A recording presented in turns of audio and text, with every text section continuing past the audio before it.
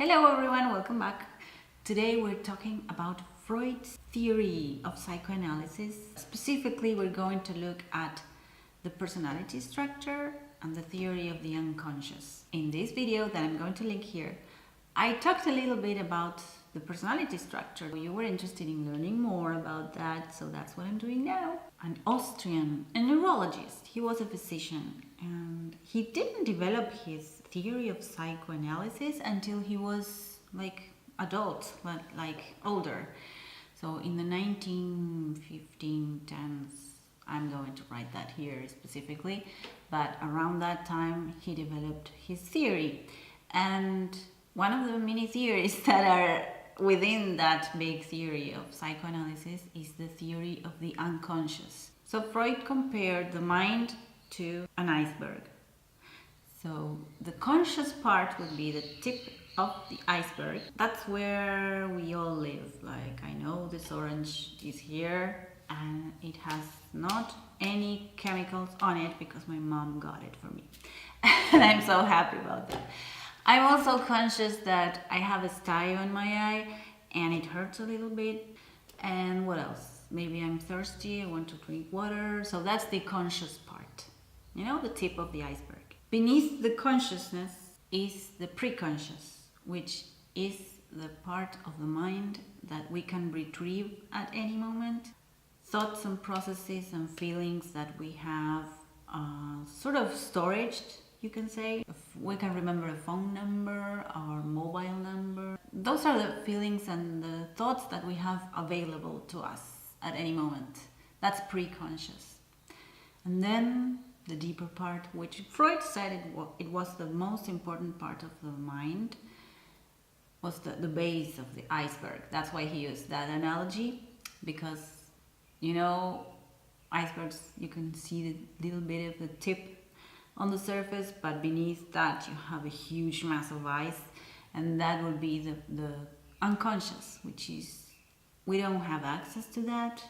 And those are all the feelings and processes, mental processes and everything that we cannot access. Freud said that our behavior is very much influenced by that part of our mind, so by the unconscious.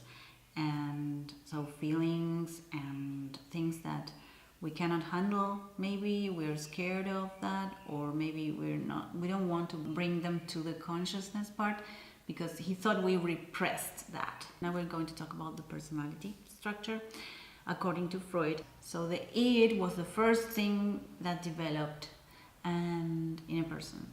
And that's when we are babies, all we want is food, and basically we are driven by pleasure.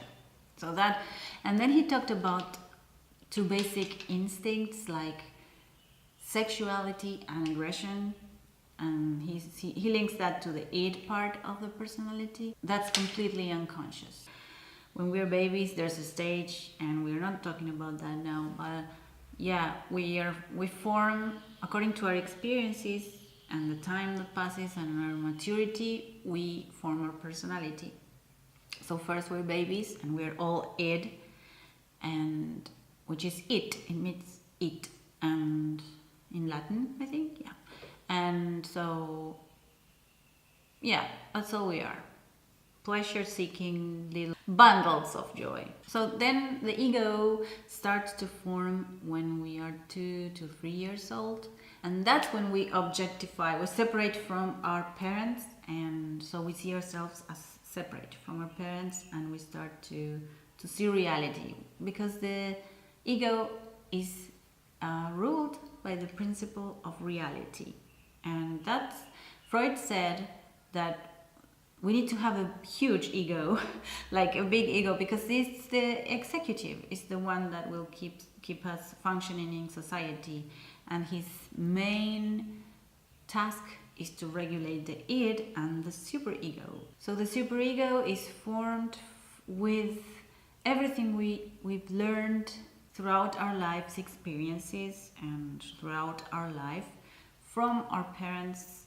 What they told us was good to do, was okay to do, we should do, school, parents, society, religion, that's a huge superego forming source. And so the problem is when we have too much id and the ego is small and the superego is small, we may behave inappropriately, or we're not functioning well in society because we're doing things driven by pleasure and by aggression. And so that's not good. We need to keep the id at bay, and then the superego, if we're ruled by the superego, that's completely, people that deny all sources of pleasure, all sources of, we have to keep a balance. And so, but Freud said we need to keep that balance and to mediate between the id and the superego. The ego in the middle needs to regulate those two forces. And that can be difficult, because if we had traumatic experiences, we may externalize them through our behavior, and those would be our symptoms. And then we don't know, because the id is unconscious, so it's hard in that way. If someone has a superego the size of Canada, maybe the problem there is that he or she will be completely full of guilt, because perfectionism doesn't exist. And so, he needs the ego to regulate that too. And furthermore, the ego can use defense mechanisms to keep this at bay. And so that's why we talk about healthy defense mechanisms. Sometimes these healthy defense mechanisms are not so healthy. Yeah, but it's all about balance and trying to regulate those two. I hope that was interesting. Let me know if you want to learn more, maybe about the defense mechanisms or something. And I will see you in my next video. Bye bye now.